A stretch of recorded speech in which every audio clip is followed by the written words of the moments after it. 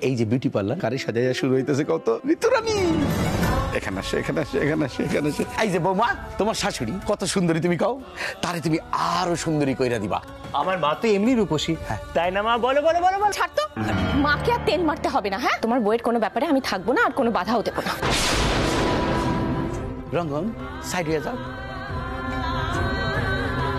বলি এত কইরা কইতাছে যে তোমার এই সুন্দরী কইরা সাজাবো, এটা তোমার ইচ্ছা নাই? ঠিক আছে, কোনো ব্যাপার নাই ঋতুরানী, আমি সাজুম, আমি সাজুম, একেবারে শাহজাহানের মতো সাজুম, রাজপুত্রের মতো সাজুম।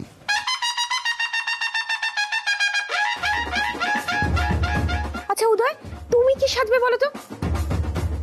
সবকিছুর একটা সীমা আছে। ওই যে রাইক যে ওই শশা চোখে দিয়ে চোখ বন্ধ করে চুপ করে বইরে থাকে, ওই রকম করে রাজপুত্র শাহজাহান সাজুম। শাহজাহানের মতো সাজো। মল্লিকা, ওই তোমাদের কি ওই ফেস প্যাক না কি হয় তোমার শ্বশুরের মুখে লাগাও তো দেখি। আমিও দেখতে চাই উদয় আর কি কি করতে পারে। সবকিছু সীমা একেবারে ছাড়িয়ে যাচ্ছে। দেখো আমি একজন তবলা বাদক, আমি স্টেজে স্টেজে যাই, আমার এই টিভিতেও দেখাইছে, এবং তার সঙ্গে আজকাল আবার ওই রাইয়ের দৌলতে মোবাইলেও ঘুরি, সুতরাং আমার ত্বকের যত্ন লাগে।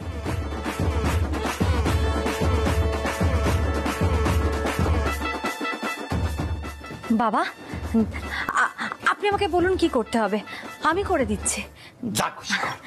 আপনাকে দিয়েই না হয় আমার পার্লারের প্রথম কাজটা শুরু হবে।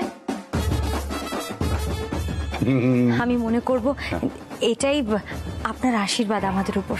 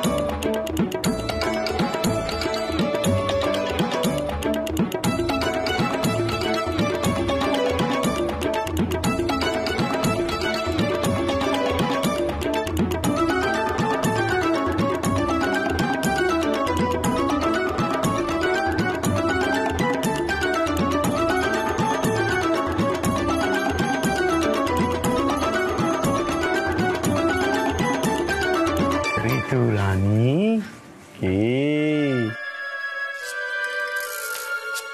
খারাপ খারাপ, আমার দেখা তোমার সাজানোর ইচ্ছা হইতেছে না? খাও হইতেছে তো।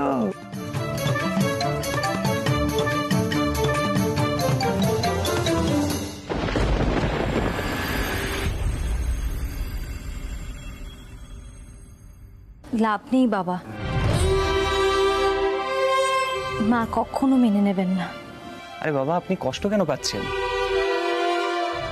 আমি আপনাকে বলছি, একদিন আমার মা এই চেয়ারে বসে আপনার কাছে সাজবে, আমার কথাটা আপনি মিলিয়ে নেবেন।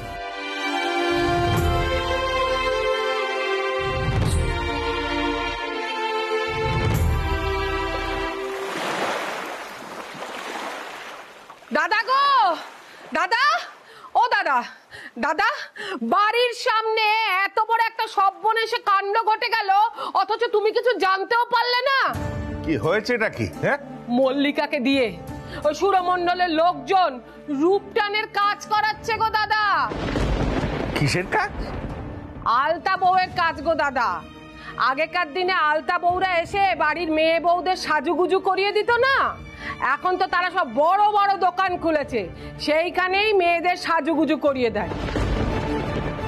মল্লিকাকে দিয়ে ওরা ওই কাজ করাচ্ছে। বিউটি পার্লার নাকি বলে, তাতে কাজ নিয়েছে মল্লিকা? নিজেরা খুলেছে গো দাদা, নিজেরা। তুই নিজে দেখে এলি যে মল্লিকা এসব কাজ করছে? না গো দাদা, না, আমি নিজের চোখে কিছু দেখিনি। ওই পার্লার না কি যেন বললে, তার নাম দিয়েছে রূপসী।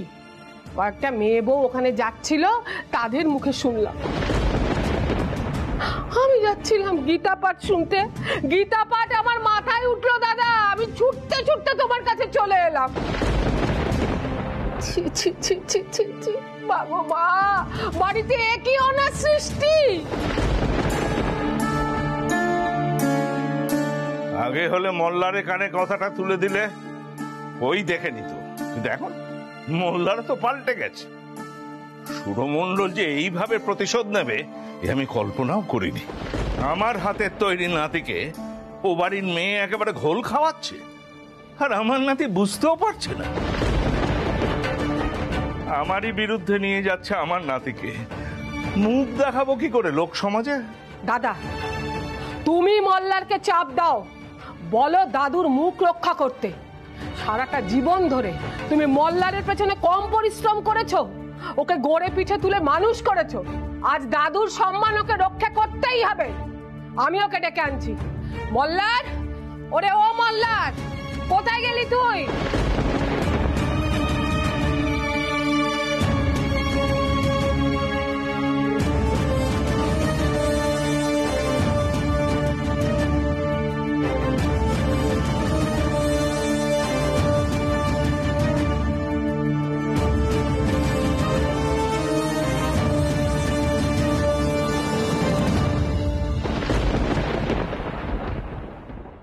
মল্লার, এদিকে আয়, দাদু ডাকছে তোকে।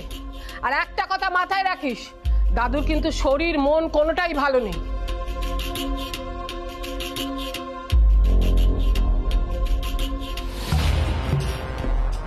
দাদু, কি হয়েছে স্পষ্ট করে বলবে? মোল্লার, তুমি কি দেখেছো মল্লিকা কি কাজকর্ম শুরু করেছে?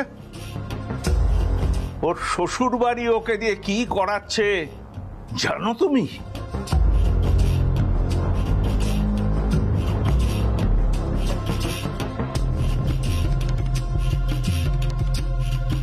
ওরা কি করছে না করছে তা দিয়ে আমাদের কি দাদু? তুমি তো আজও মল্লিকার বিয়েটা মেনে নাওনি, ওকে ত্যায্য করেছো। তুমি নিজে তাকে বাড়িতে ফিরিয়ে এনেছিলে। সে এই বাড়িতে এসেছে অষ্টমঙ্গলায়। তারপরে আমার মানা না মানার গুরুত্ব কোথায়?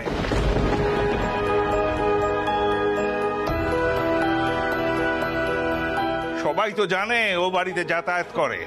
সেক্ষেত্রে ও কি করছে আর না করছে সে দায়িত্ব মল্লিকার বাপের বাড়ির ওপরও পড়ে। কি করে সে বড় লোকের মেয়ে বউদের সাজাচ্ছে, কিন্তু আমাদের মুখ ছোট হচ্ছে মল্লার। দাদু, অত ভাবতে যেও না, মল্লিকা নিজে পথ বেছে নিয়েছে। কিন্তু আমার মান সম্মান তো এভাবে জলাঞ্জলি দিতে পারছি না মল্লার। এ বাড়ির একটা সুনাম আছে, লোক সমাজে একটা সম্মান আছে। এ বাড়ির মেয়ে বউরা ইচ্ছে মতো কাজ করতে পারে না মল্লার।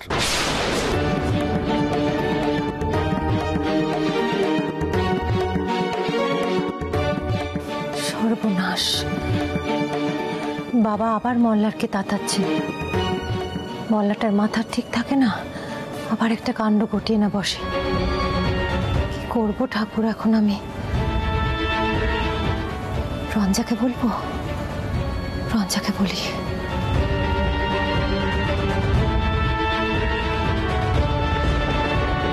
মল্লার চুপ করে বসে থাকবে? তুমি যদি দাদুর মোড়া মুখ না দেখতে চাও তাহলে যাও, যাও ওই জায়গা গিয়ে ভেঙে চড়ে দিয়ে এসো।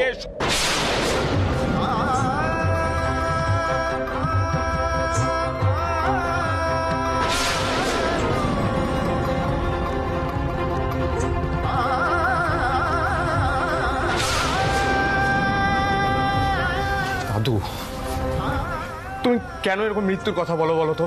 তুমি যে শুরু করেছো বউয়ের কথায়, তাতে দাদুর মৃত্যু ছাড়া আর কিচ্ছু হতে পারে না। দাদু,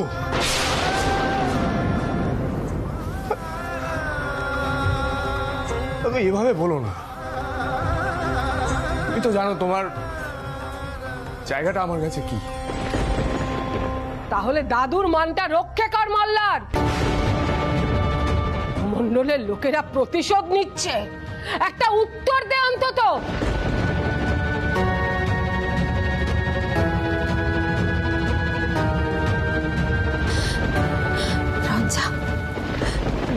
মৃত্যুর কথা শুনে মল্লার কি করে চুপ করে থাকবে বলো তো?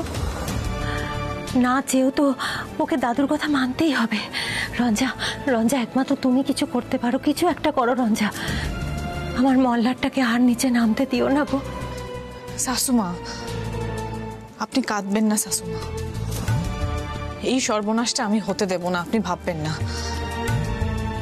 মল্লারকে আমি যেভাবেই হোক আটকাবই, আটকাবই।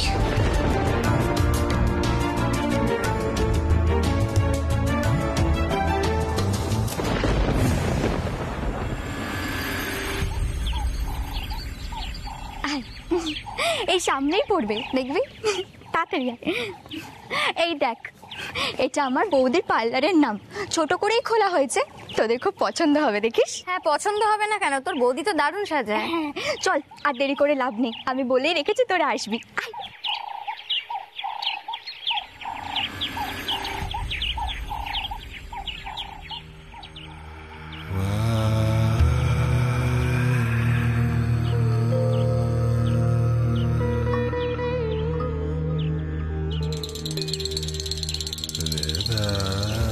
আমি আর কি করতে পারি? দাদুর এই ধরনের কথাবার্তা নিজের কানে শোনাও যায় না, দাদুর কথা অমান্য করতে পারি না। আমি জানি মল্লিকার পার্লার বন্ধ করা এত সহজ হবে না, রঞ্জা আবার চটে যাবে। উফ, কি করবো আমি?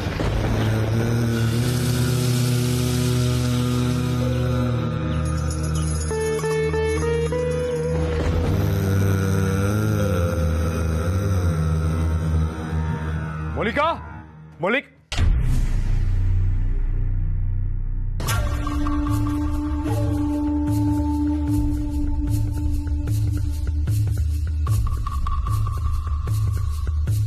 এক্ষুনি যদি এই কাজ বন্ধ না করিস আমি কিন্তু সবকিছু ভেঙে চুড়ে দেবো। এই কাজ করতে আমাকে বাধ্য করিস না মল্লিকা, তোকে এই কাজ মানায় না। আমি তো একবার বারণ করেছিলাম তোকে। রঙনকে ডাক, ডাক। এখানে সবাই সাজতে এসেছে। আরে তাতে আমি কি করব? এদেরকে এখান থেকে যেতে বল। তোকে এই কাজের অনুমতি দিতে পারি না আমি। রাই, এখানে এসব কি হচ্ছে? না, কিছু হচ্ছে না। শোন না, তোরা আমার সাথে চল, আমার রুমে গিয়ে বসবি, কেমন? বৌদি,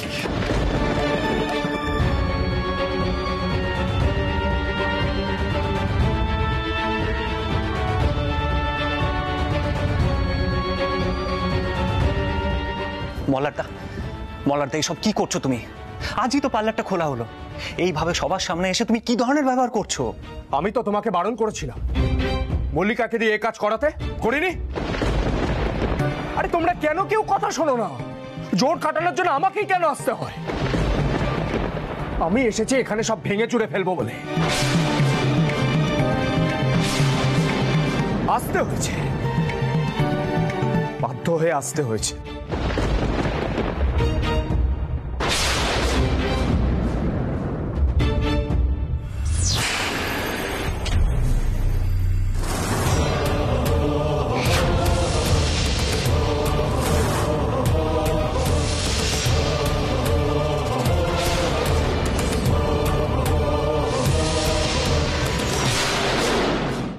সব ভেঙে চুরে দেবে তো? তার আগে তোমায় আমাকে পেরোতে হবে। এক কাজ করো, তুমি বরং আমার মাথাটাই ভেঙে দাও, সেটাই বেস্ট হবে। রঞ্জা, সামনে থেকে সরে যাও। রঞ্জা, আমার মাথা ঠিক নেই। আরে দাদু এসব অপছন্দ করে, আমি তো বারণ করেছিলাম। আমি বারণ করেছিলাম কিনা বলো? মল্লার এবার কিন্তু সত্যিই একটা বোঝাপড়ায় আসতে হবে। তুমি হাত থেকে ওটা ফেলবে। রঞ্জা, তুমি এসবের মধ্যে কেন পড়ছো? আমি পারি না দাদুর কথা অমান্য করতে। আরে কেউ কাউকে শ্রদ্ধা করতেই পারে, কিন্তু তার মানে এটা নয় যে তার সমস্ত অন্যায় আবদারগুলো মেনে নেবে। ছোটকা মল্লিকাকে একটা পার্লার করে দিয়েছে, পণ্ডিতজির কি সমস্যা তাতে? কি অসুবিধা? কিসের মান সম্মান এত? আরে দাদু তো দাদুর মতো করেই ভাববে। দাদু যে কাজ পছন্দ করে না সেই কাজ কেন করবে মল্লিকা? আর রঙ্গন কেন তার বউকে দিয়ে রোজগার করাবে? আবার আবার তুমি রঙ্গন বাবুর নামে যা নয় তাই বলছো? দাদা এতক্ষণ তুমি আমাকে বলছিলে, আমি কিন্তু চুপ করেছিলাম। সবকিছুর মধ্যে তুমি রঙ্গন বাবুকে কেন টেনে আনো দাদা? কেন বলো? দাদু যা বলেন সেটা কেন মেনে নাও? অন্যায় জেনেও সে কথা মেনে নাও। এতে বৌদির মনের অবস্থাটা কি হয় বোঝো না তুমি? ছাড়ো না মল্লিকা, যেই মানুষটা নিজের বোনের সেন্টিমেন্টটা বোঝে না, সে আমার সেন্টিমেন্ট কি করে বুঝবে? আরে ভুল তো আমারই। আমি যেই ভাবি যে মল্লার বসু মল্লিক পাল্টে যাচ্ছে, একটা মানুষের মতন মানুষ হয়ে উঠছে, ঠিক তখনই আমি বুঝতে পারি যে আমি আবার ভুল করছি। আর এখানে কেউ নেই যে আমার যন্ত্রণাটা বুঝতে পারবে। দাদুর কথা অমান্য করা সম্ভব নয়। দাদু নিজের মৃত্যুর কথা বললে, যে দাদু আমাকে ছোট থেকে নিজের মতো করে মানুষ করেছে, বসু মল্লিকদের মর্যাদা রাখার শিক্ষা দিয়েছে। আমি কি করে অমান্য করব সেই দাদুর কথা? তাই বলে দাদুর অন্যায় আবদারের জন্য বোনের ক্ষতি করবে? আরে কিসের ক্ষতি? আমি তো বারবার বারণ করেছিলাম এই কাজ করতে, সে কথা কানে যাচ্ছে না ওর। রঙ্গন মেনে নিতে পারছে না। এক মিনিট মল্লারদা, দেখো আমি ঝুট ঝামেলা করি না, তাই খুব একটা উত্তরও দিই না, কিন্তু একটা কথা আমি তোমাকে স্পষ্ট করে বলছি, মল্লিকা কোনোদিনও নিজের ইচ্ছে কিচ্ছু করেননি। কেন জানো? কারণ সেই সুযোগটা কোনোদিন উনি পাননি। তার মানে এটা নয় যে ওনার কোনো ইচ্ছে নেই, ওনার কোনো শখ নেই। ওনার ইচ্ছেও আছে, ওনার শখও আছে। আর আমরা চেষ্টা করি যাতে মল্লিকা সেই ইচ্ছেগুলো থাকে। আর হাজবেন্ড হিসেবে বলছি মল্লারদা, আমি মল্লিকা সেই ইচ্ছেগুলোকে পূরণ করব।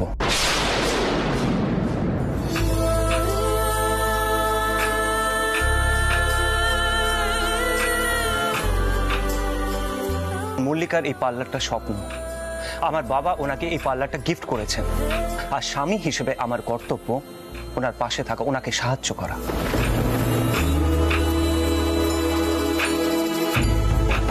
এই কথাটার মানে মল্লার বসু মল্লিক বুঝবে না রে রঙ্গন। পণ্ডিতজির প্রতি আনুগত্য পালন করার জন্য ও যা খুশি তাই করতে পারে। এই কারণে আমি ওই বাড়ি ছেড়ে চলে এসেছিলাম। মল্লার, আমি জানি না তোমাকে বিশ্বাস করে আমাকে আর কতবার ঠকতে হবে। যাই হোক, পণ্ডিতজিকে তুমি কি বলবে সেটা একবার ভেবে নাও, কারণ এই পার্লারটা আমি তোমাকে ভাঙতে দেব না। এটা ভাঙতে হলে তোমাকে আগে আমার মাথা ভাঙতে হবে, আর সেটা তো তুমি করতে পারছো না। তাই পণ্ডিতজিকে গিয়ে তোমায় এটা বলতে হবে যে তুমি হেরে গেছো।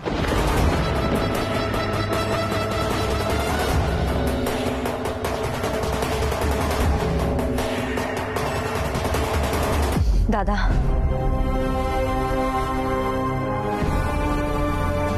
তোমাকে আর কাউকে কিচ্ছু বলতে হবে না। দাদুকে যা বলার এবার আমি বলবো।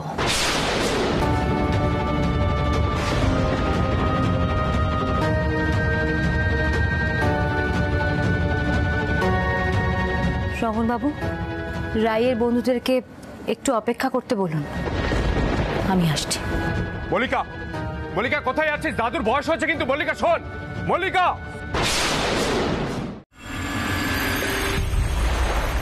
দাদা, ও দাদা, দাদা, দাদা গো, মল্লিকা আসছে। মেয়ের কি তেজ, আগে তো কখনো এমনটা দেখিনি।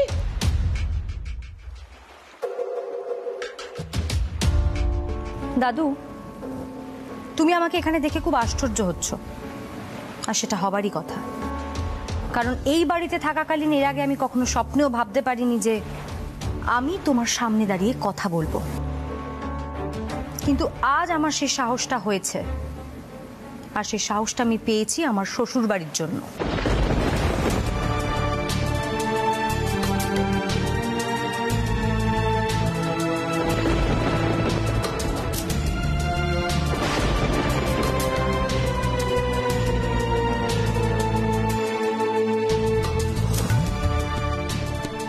যা বলবার সোজাসুজি বলো। এই ধরনের ঔদ্ধত্য আমি সহ্য করি না।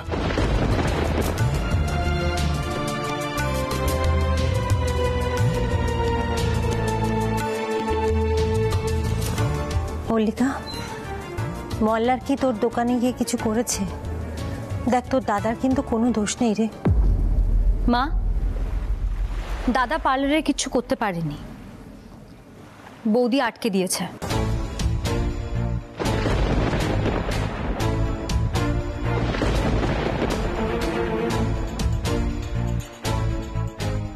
আর আমি আজকে এখানে পার্লারের কথা বলতে আসিনি, আমি এসেছি দাদুকে একটা কথা জানাতে। আমার শ্বশুর বাড়ির লোক তাদের জমানো টাকা দিয়ে ওই পার্লারটা আমাকে খুলে দিয়েছে।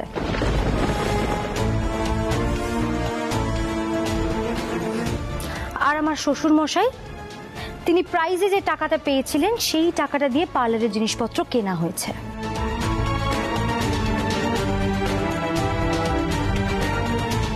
আমার বাবা, তিনি কখনো ভাবেননি যে মেয়েদের কোনো শখ থাকতে পারে।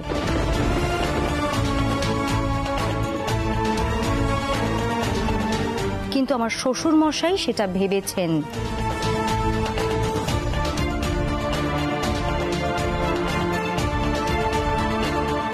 তাই আমি সবাইকে বলে রাখছি যে আমার ওই পার্লারের যদি কোনো ক্ষতি করার চেষ্টা তোমরা কেউ করেছো, তাহলে আমি কিন্তু কাউকে ছেড়ে দেব না।